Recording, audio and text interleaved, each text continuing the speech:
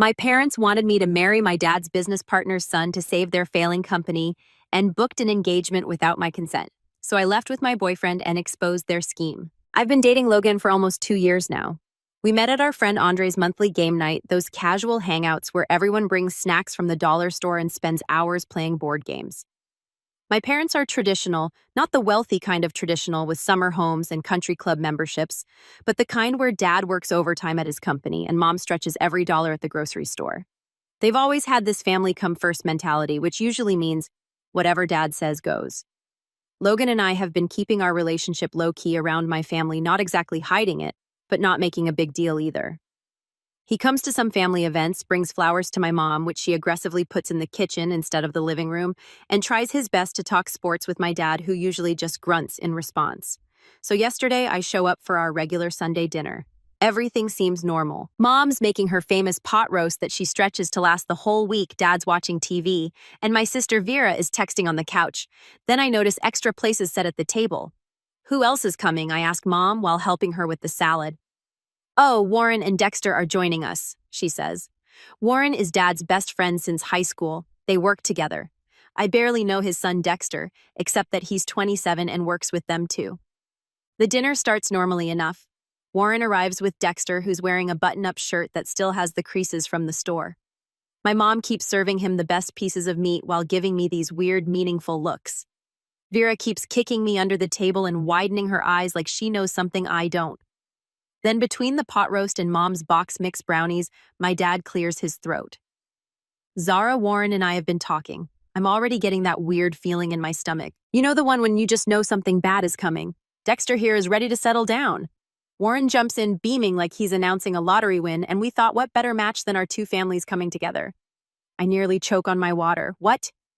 It makes sense. My dad continues, not even looking at me. Warren and I are expanding the business. Dexter's going to take over his father's part eventually. You two would make a good match. I'm sitting there, fork frozen halfway to my mouth, while Dexter stares at his plate, looking about as comfortable as I feel. The brownie in my mouth turns to sawdust. I'm dating Logan, I say, stating what everyone at this table already knows. My mom waves her hand dismissively. Oh, honey, that's just a young girl's fancy. We're talking about your future here. Your mother's right, Dad adds. Logan's a nice enough kid, but he's not going anywhere. Dexter here has a real future in the business. I look at Dexter, who's still fascinated by his brownie. He hasn't said a word this entire time. Warren's grinning like he just solved world hunger, and my parents are looking at me expectantly. This is insane, I said. I'm not marrying Dexter. I love Logan. My dad's face does that thing where it turns slightly purple.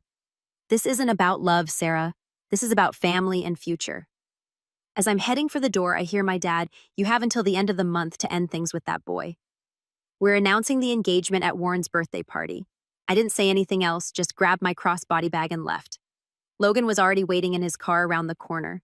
We'd planned to go to Walmart after dinner to buy some stuff for his apartment. I got in the car, hands shaking as I tried to buckle my seatbelt. That was yesterday. Today my phone's been blowing up with messages from my mom about being reasonable and thinking about the family. Ver sent me a string of what the flip texts followed by warnings that Dad's serious about this. Even my cousin Opelia called to ask if it was true. Logan and I stayed up late last night in his tiny studio apartment, talking about what to do. We've actually been planning to move in together when his lease is up next month. Nothing fancy, just a small 2-bedroom in the same complex where his friend Andre lives. We've been saving up keeping it quiet. Now I'm wondering if we need to speed up those plans. I've muted most of my family on my phone, but I can see the message count growing. The only one I've responded to is Vera, who swore not to tell anyone that I'm staying at Logan tonight. I don't know what to do next. I love my family. But this is crazy, right? Like it's 2024, not 1825. Who even does arranged marriages anymore? Especially over something as mundane as a business. I need advice. Logan's being supportive but says it's my decision to make. I just know I'm not marrying Dexter no matter what kind of future my dad thinks it'll give me. First update first, thank you all for the overwhelming support on my last post. It's been 2 weeks since that surreal Sunday dinner, and I'm writing this from Logan's couch at 1 a.m., stress-eating dollar store cookies and trying to process how everything spiraled so quickly. Our water heater just broke and the landlord isn't responding to texts, so this seems like the perfect time to update you all while waiting for the kettle to heat water for a shower in the sink. The day after my last post, I waited until my parents would be at work and went home to grab some essentials. I thought I'd be in and out, but Vera was homesick from her community college classes. Between shoving clothes into my duffel bag, she filled me in on what I'd missed. Turns out this whole situation is way messier than I thought. The truth came out in pieces.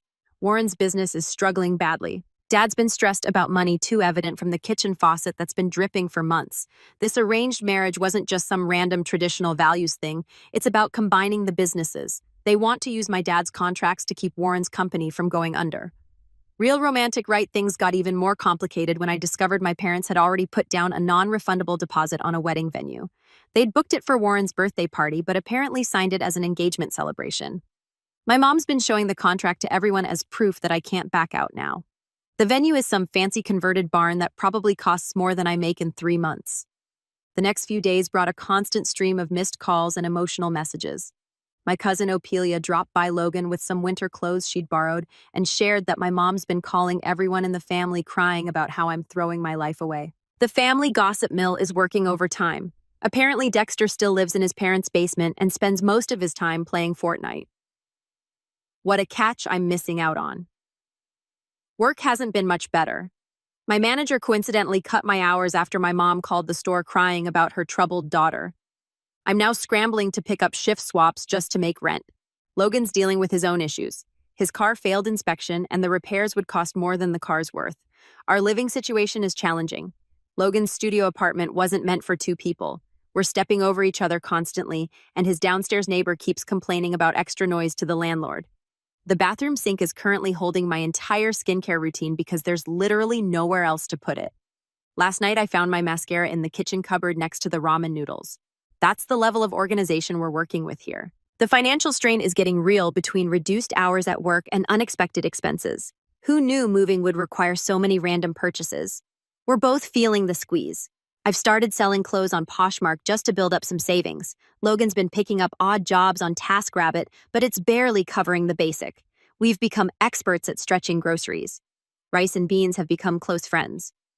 The situation hit a new low when I ran into my parents at Walmart while discount shopping. What followed was a scene straight out of a bad drama, tears in the cereal aisle, accusations about family loyalty, and vague threats about Warren selling to some big corporation. We just grabbed our essentials and left, but not before Mom noticed the generic brand items in our cart and started crying harder about how I deserve better than this life. Today's fresh hell involved discovering that my parents had apparently been saving for my wedding since I was born. Mom sent photos of the wedding fund passbook, a not-so-subtle reminder of what I'm throwing away.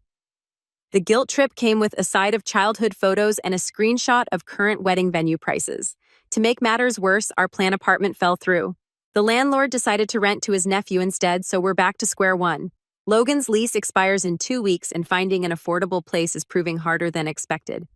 His friend Andre offered us his spare room temporarily, but accepting feels like admitting defeat, especially since Andre lives in his parents' garage conversion and his mom still does his laundry.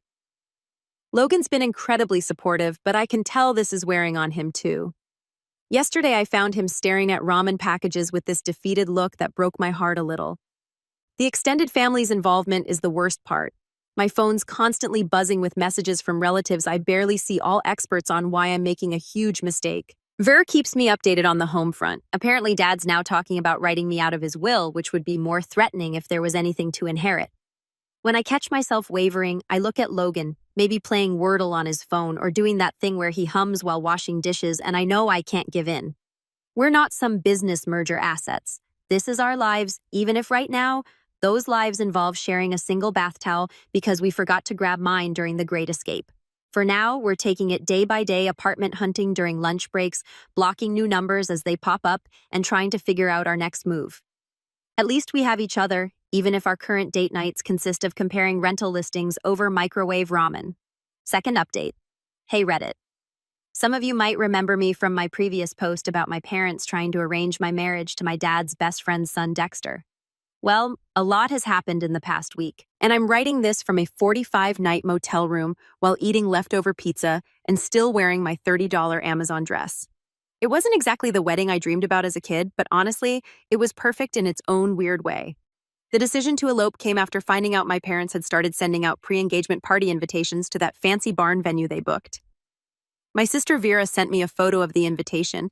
They'd even picked out my future married name and everything. That was the final straw. Logan and I had been talking about marriage anyway, especially since we've been living together for the past few weeks. One night, while sharing a bowl of microwave mac and cheese and watching our neighbor's cat through the window, we've named her Princess, even though she's not ours. We just looked at each other and knew.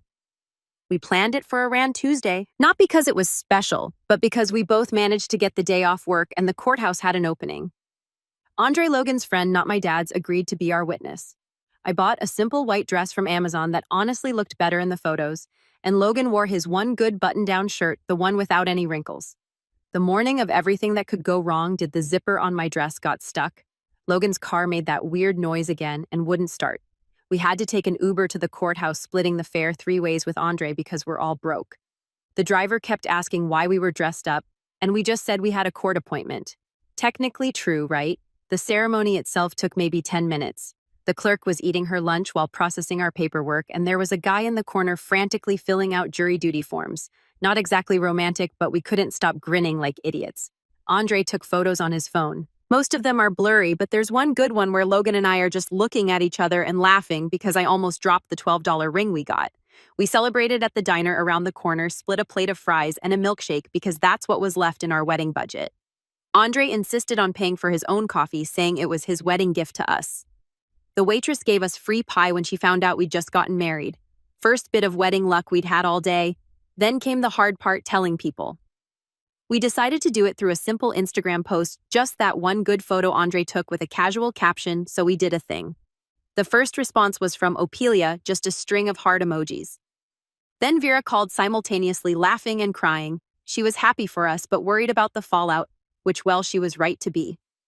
My mom saw the post while at the grocery store. I know this because she called me from the parking lot, sobbing so hard the cart attendant asked if she needed help. She kept saying things about how she'd never be able to show her face at church again. How could I do this to the family? What about the venue deposit? Dad's reaction came through Vera. Apparently, he threw his phone across the room when he saw the post. Warren, his best friend, immediately drove over to their house. Dexter surprisingly liked our Instagram post and even commented congratulations, which probably didn't help the situation. The extended family response has been a mix of shocked Facebook messages, angry texts, and a few quiet congratulations. My cousin tagged me in a TikTok about ungrateful children, real mature. We're currently laying low in this motel because our apartment application is still processing, and Logan's lease ended yesterday. The room smells like old cigarettes and the Wi-Fi keeps cutting out, but it's our first home as a married couple. We've been watching random YouTube videos on Logan's phone and ordering cheap takeout, making the best of it. The wedding venue called. Turns out my parents tried to cancel my engagement party but still lost the deposit. They're apparently telling everyone I forced them to book it, which is a creative interpretation of events. Money's still tight. We're both picking up extra shifts when we can, and I'm selling more stuff on Poshmark. The apartment we applied for isn't fancy. It's a ground floor, 1-bedroom with a weird layout and no dishwasher, but it would be ours. The leasing office said they'd let us know by Friday. Fear has been our main source of news from home. Mom's apparently redecorated my old room, already took down all my photos and everything. Dad's telling everyone at work that I'm going through a phase. Warren's wife keeps trying to arrange a family meeting to fix things. The strangest reaction came from Dexter himself. He sent me a DM saying he's actually relieved because now he can finally tell his dad about his girlfriend. Apparently, they've been dating for over a year, and she's not just a streamer, she's also a single mom. Warren would definitely not approve. Logan and I are taking it day by day. Sometimes I wake up panicking about everything we've done, but then Logan makes me laugh by trying to cook ramen in our motel room's coffee maker, and I remember why I chose this. It's not perfect, but it's ours. Third update. Sometimes truth comes in the most unexpected ways. In my case, it came through a stack of water-damaged papers I found while helping Vera clean out our flooded basement after last week's storm. The basement incident happened when Vera called asking for help. Mom and Dad were at some church fundraiser, and she was panicking about water seeping in. Logan and I drove over to help save what we could. While moving boxes to higher ground, I found Dad's old filing cabinet had tipped over, papers everywhere, mostly soaked. As we were sorting through what could be saved, I found something interesting. Loan documents, lots of them, all with Warren's signature and my dad as guarantor. The dates went back years, small loans at first, then bigger ones. The most recent was from just before this whole marriage mess started. Some had read final notice stamps, Others had payment schedules with missed check marks. It was like looking at a timeline of Warren's business slowly sinking. But here's where it gets weird. Mixed in with the loan papers were emails printed out between Dad and some big development company. They were interested in buying both businesses, Dad's and Warren's, but only if they came as a package deal. The offer was actually decent enough to clear all the debts and then some. The catch: they wanted proof of stable succession planning. Basically, they weren't buying unless they knew the businesses would stay together long term. That's where Dexter and I came in. The perfect solution to show the businesses would be family-run for years to come. While we were still processing this, Vera found more papers. Turns out Warren had been hiding how bad things were from everyone, including his wife. He'd mortgaged their house twice without telling her. My dad had co-signed everything, probably thinking Warren would turn things around eventually. The real kicker: a draft of a contract dated just before the whole marriage proposal thing. Warren had already started selling off equipment to cover payments. Dad was about to lose everything he'd built up over 20 years because he trusted his best friend. I took photos of everything before the water could destroy them completely and sent them to Dexter too. He deserved to know. His response was just, "Well, that explains the rush." Apparently his dad had been pushing him to settle down for months, even tried to break him up with his girlfriend. The next day, Opelia came over to our apartment, bringing housewarming ramen because that's our thing now. She had more tea. Warren's wife found out about the second mortgage and has moved in with her sister. Dexter finally told everyone about his girlfriend and her kid and moved in with them. Warren staying with his brother, supposedly to give her space, but probably because she changed the locks. Dad still won't talk to me directly, but he's been asking Vera weird questions about my new place, if I'm eating enough, that kind of thing. Mom switched from angry Facebook posts to sharing missing my daughter memes, which is progress, I guess. Yesterday I got a text from Warren, just, "I'm sorry, I haven't responded yet. Not sure I will." Logan's been amazing through all this. He doesn't say much about it, just holds me when I need it, and makes terrible jokes when I get too serious. Last night he tried to lighten the mood by suggesting we could start our own business, but like something simple, maybe selling those little hats for cats online. We doing okay. The apartment's slowly coming together. Found a real bed frame on Facebook Marketplace yesterday. Our upstairs neighbor's kid practices trumpet at 7 a.m. every day, but we're getting used to it. I'm picking up extra shifts at work, and Logan started doing food delivery on weekends. It's not glamorous, but the bills are getting paid. Vera says Dad's been in his garage a lot lately, probably trying to figure out what to do next. The development company pulled their offer when the merger fell through. She overheard Mom telling her friend on the phone that they might have to sell the house, the one they've lived in since before I was born. Part of me feels guilty, even though I know none of this is really my fault. Another part is angry that they try to use my life to fix their business problems.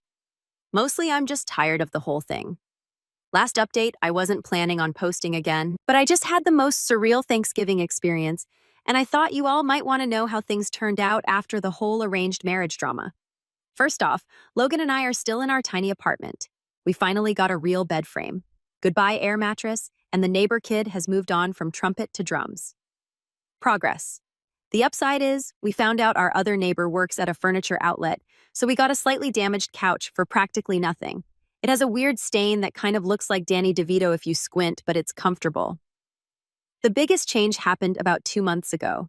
Mom started sending these weird thinking of you texts, usually late at night when she was watching those crying videos on Facebook. Then she asked if we could meet for coffee. I agreed, mostly because I was tired of dodging her at the grocery store. We met at that diner where Logan and I had our wedding reception. She cried into her coffee. I awkwardly stirred my tea, and somehow we ended up having an actual conversation. Turns out Dad's business survived barely. They had to downsize, sell some equipment, and move to a smaller office, but they're managing. Warren's company wasn't so lucky.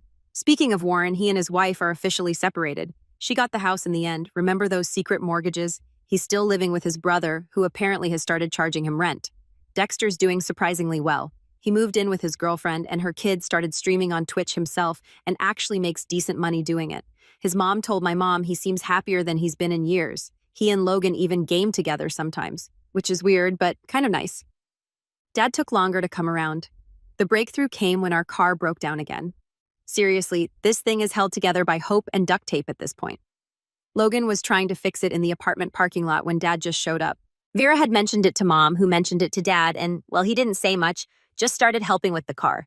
Now they have this weird thing where they text each other car maintenance videos. Dad still barely talks to me directly, but he'll send Logan links to auto parts on sale. Baby steps, I guess. Thanksgiving was the real test. Mom had been hinting for weeks that we should come. I was hesitant, but Logan pointed out that free food is free food. We're still on a tight budget, so we went. It was awkward, so awkward. Aunt Alice kept making pointed comments about unconventional life choices. Uncle Bob pretended we weren't there, but Vera and Ophelia ran interference like champs. And Mom actually put our wedding photo on the mantle right next to that horrible school picture of me from 7th grade with the braces and butterfly clips. The surprise guest was Warren's ex-wife. Apparently, she and Mom are still friends. She brought this amazing sweet potato casserole and spent most of dinner telling everyone about her journey of self-discovery and her new hobby. Dad looked like he wanted to disappear into his mashed potatoes. The real highlight was when cousin Andre, not Logan's friend Andre Keep Up, announced his engagement. Everyone immediately started planning this huge wedding, talking about venues and flowers and whatnot. Mom caught my eye across the table and actually winked. Progress. Our apartment is still small, but we've made it home. The ring finally turned my finger green, but I kind of like it. It matches our aesthetic. Logan's car is still making that noise, but we're saving up for a new one. Slowly. Very slowly. Work is work. Nothing exciting, but we're both getting by. Logan started taking some online courses in computer stuff. I'm thinking about it too, but for now I'm just trying to pick up extra shifts when I can. Vera comes over a lot, usually with food from Mom. I think she's Mom's spy, sometimes reporting back about whether our apartment is clean or if we're eating vegetables, but she also brings gossip about Warren and Dexter. His girlfriend's kid now calls him Papa.